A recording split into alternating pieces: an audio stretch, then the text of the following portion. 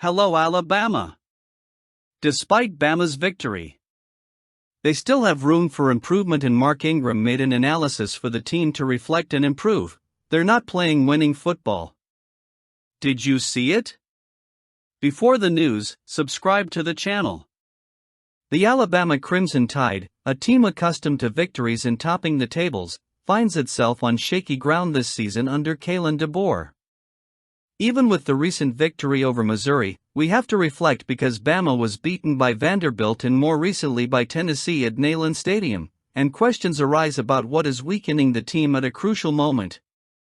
For a program that breathes excellence, the warning signs sound even louder in Tuscaloosa, where expectations for the season clearly did not involve consecutive stumbles. Mark Ingram, a well-known name at Alabama, has been scathing about the team's current performance, stating that the team is not playing winning football. And he doesn't mince words when pointing out what he believes is the root of the problems: the team's weaknesses in the running game. On both offense and defense, Alabama has failed to impose its physicality, a hallmark of the program. In recent games, the team has been outclassed in this area by its opponents, with Vanderbilt and Tennessee exploiting this gap and dominating the team. The running game, which has always been one of Alabama's pillars, seems to be far from its usual strength. Ingram emphasizes that, by allowing opponents to impose the running game, the Crimson Tide is, in a way, giving up control of the field. For him, it's not just a question of technique or strategy, but of identity and attitude. They don't deserve to win, said Ingram, with a frankness that reflects the frustration of someone who has worn the team's jersey. For Ingram, the failures go beyond mistakes on the field and touch on the lack of discipline that he considers essential to achieving victories. Penalties have also been a heavy burden for the team. With 172 yards lost and 21 calls against them, these numbers represent more than simple mistakes. They are symptoms of a team that, according to Ingram, still needs to learn how to win.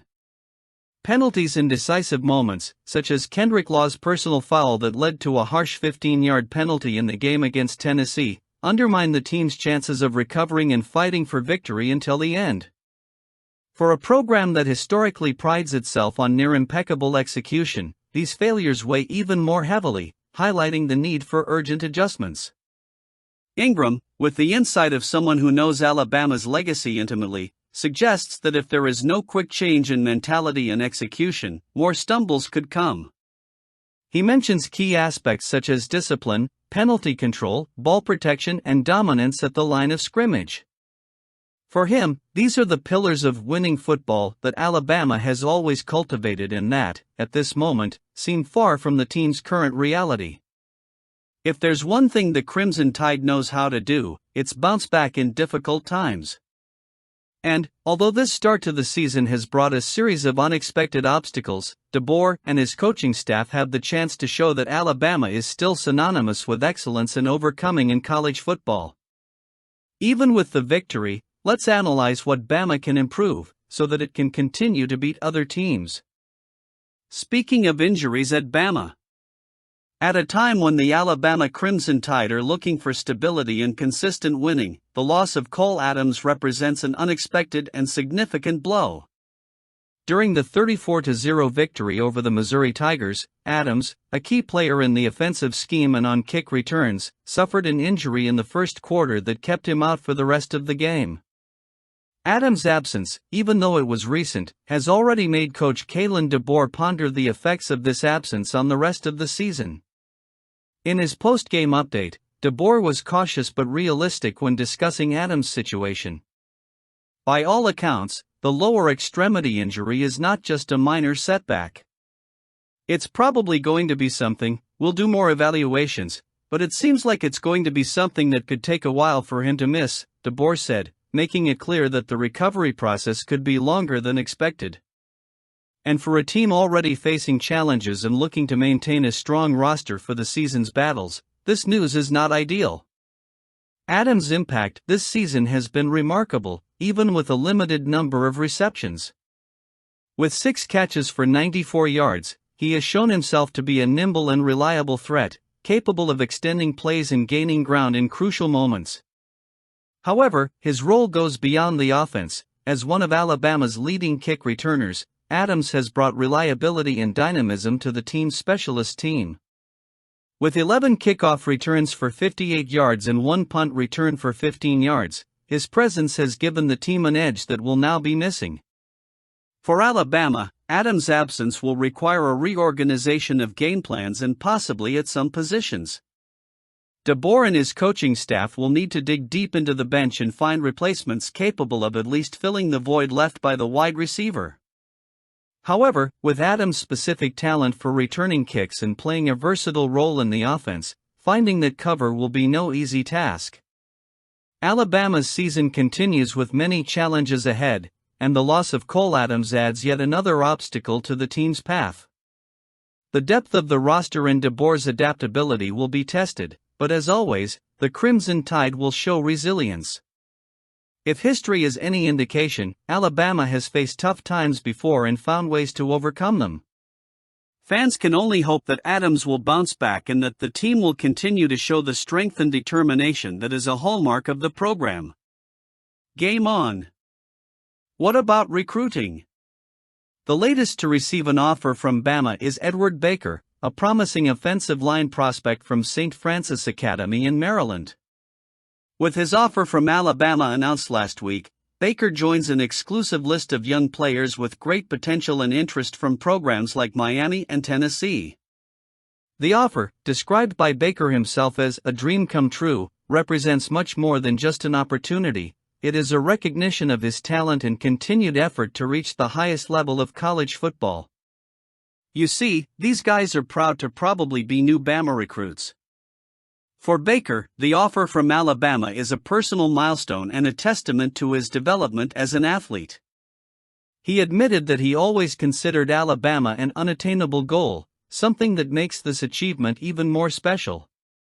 This offer means a lot, a dream come true. I never thought I would get an offer from Alabama. So, I am extremely blessed and grateful, the young man expressed enthusiastically. This enthusiasm reflects Baker's admiration for the program and its development history. More than just success on the field, the Crimson Tide is seen as a factory for NFL players and a character-building environment, something that deeply appeals to him. Baker has the physical profile to be an essential piece of Alabama's offensive line. His agility and ability to block at varying levels make him a versatile player who can adapt to different positions on the offensive line. He already displays a combination of solid blocking attributes in both the pass and run game, something that Alabama offensive line coach Chris Kapolovic values and seeks to improve. Baker recognizes the potential he possesses, but also the need to continue to develop, especially under the guidance of Kapolovic, who he believes has been a crucial mentor in his development at the college level. Ultimately, Baker sees Alabama as a platform to fulfill his dreams, both in football and in his personal development. He draws inspiration from the Crimson Tide's long tradition of developing athletes into men who are prepared for success on and off the field.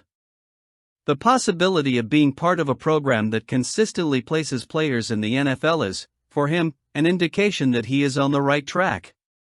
Let's move forward and hope that Bama restructures itself. Coveted class of 2025 tight end Marshall Pritchett has opted to trade his commitment from the North Carolina Tar Heels to Alabama. The move marks the second recent prospect to be converted by the Tide, with Mississippi State defensive tackle Cavante Henry trading in the previous week. Pritchett, who has been committed to UNC since March, made the decision after witnessing the atmosphere at the Alabama-Georgia game in Tuscaloosa, which he said helped cement his vision for the future at one of the nation's most storied programs. Pritchett joins Caleb Edwards as the two tight ends selected in this year's recruiting cycle for Alabama, fulfilling a clear goal for DeBoer and his staff to strengthen the position. Regarding his decision, Pritchett expressed great enthusiasm for the offensive scheme the Crimson Tide has in store for him, noting that he believes he will thrive in the system. The promise of a solid path to the NFL, something Alabama consistently offers its players, was another key factor for the athlete. Alabama is a program that consistently injects people into the NFL year after year. "This is an incredible opportunity for me to maximize my future," said Pritchett, who is eager to begin his journey with the Tide. Pritchett's commitment comes from a long and passionate history with Alabama. Growing up in a football-loving household, he always viewed the Crimson Tide's offer as a goal. From his visit to Tuscaloosa in March, and then officially receiving the offer 2 months later, Pritchett's connection with the program deepened, culminating in his final decision. Alabama, in addition to offering a clear path to the NFL, also proved appealing due to the current culture under DeBoer, which Pritchett says balances discipline and freedom of expression for players.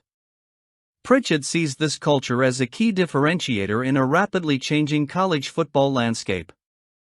In addition to being excited about the culture, Pritchett is also motivated by the offensive style of coordinator Nick Sheridan, who brings with him a solid background in using tight ends, something Pritchett sees as an advantage for his career. He noted that Sheridan and DeBoer's scheme values the position, strategically deploying tight ends to open up the field and strengthen the offense. With a tight ends room that still lacks depth, Pritchett sees an immediate opportunity for growth where he can contribute his versatility, something he believes sets Alabama apart from what it currently has. With Pritchett and Edwards in the fold, Alabama strengthens its position as a leader in the college recruiting race, keeping it ahead of programs like Ohio State. DeBoer, in his first recruiting class with the Crimson Tide, has already managed to garner 23 verbal commitments, including top talents Darryl Duke Johnson and Luke Metz, both from the talented Georgia State Academy. With this group, DeBoer is building a solid foundation for Alabama's future, reinforcing that the program remains more competitive than ever. Let's keep moving forward. And Bama's victory brought new life. With a resounding victory over the Missouri Tigers, in which Kalen DeBoer's team dominated with authority in a 34-0 performance. In a season marked by ups and downs, Alabama demonstrated a defensive strength that had seemed weakened for weeks, especially after the 40-35 loss to Vanderbilt. This home victory rekindles the breath of a Crimson Tide that, despite the difficulties, continues to show resilience and the ability to recover in the competition. The great highlight was the defensive unit, which, after weeks of adjustments and criticism, presented an impeccable performance. Malachi Moore, captain of the defense, highlighted the importance of each player doing their part to achieve this result. Moore led by example, forcing his third turnover in 2 consecutive games. Bray Hubbard's interception was a highlight of the game, reflecting the growth and potential of a player who has been called upon to perform at a higher level after Kean Sabb's injury. With Hubbard dominating the front line and recording 7 tackles, Alabama now appears to have a new big name on defense, strengthening the secondary for the remainder of the season. In addition to the defense, Alabama's offense finally got going on the ground. After a lackluster performance against Tennessee, the Crimson Tide racked up an impressive 271 yards on the ground and scored 4 touchdowns. The performance was so impressive that it was the first time since 2017 that 4 Alabama players rushed for more than 40 yards each in an SEC game, reflecting the strength and depth of the roster. Justice Haynes led the team with 79 yards and a touchdown, followed by an explosive 62-yard run by Richard Young, who showed his potential and finished with a personal best 63 yards. Jalen Milroe, who has been a central piece for the team, also contributed 50 yards and a score, showing his versatility by adding a constant threat with runs that confuse opposing defenses. Alabama's victory wasn't just about numbers, it was about rediscovering its identity. After facing criticism and questions throughout the season, DeBoer's team showed that even with 2 losses, it can still control its destiny. With wins over ranked teams like Georgia and Missouri, the Crimson Tide keeps its chances alive, especially in an expanded playoff format that favors resilient and consistent teams. Justice Haynes emphasized the importance of a balanced attack, where the pass and run complement each other, an aspect that Alabama is beginning to consolidate at the most crucial moment of the season. Now, with a week off, the focus is on regaining energy and maintaining positive momentum ahead of a pivotal matchup against LSU. This game could very well define the fate of Alabama's season, and DeBoer's team knows that every win from now on strengthens its position. The defense has rediscovered itself and the ground attack has proven to be formidable. The Crimson Tide heads into the challenge with LSU more confident than ever. The journey is not over yet, and Alabama continues to prove that it is never too late to fight and show why it is always among the elite of college football. What is your opinion? Your comments are important to Bama.